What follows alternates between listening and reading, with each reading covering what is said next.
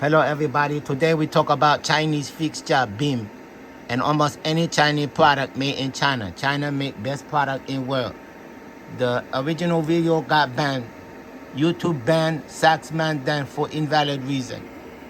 They are stupid idiot. A lot of stupid idiot America control internet. Today I teach you how to change Chinese Mandarin language to English.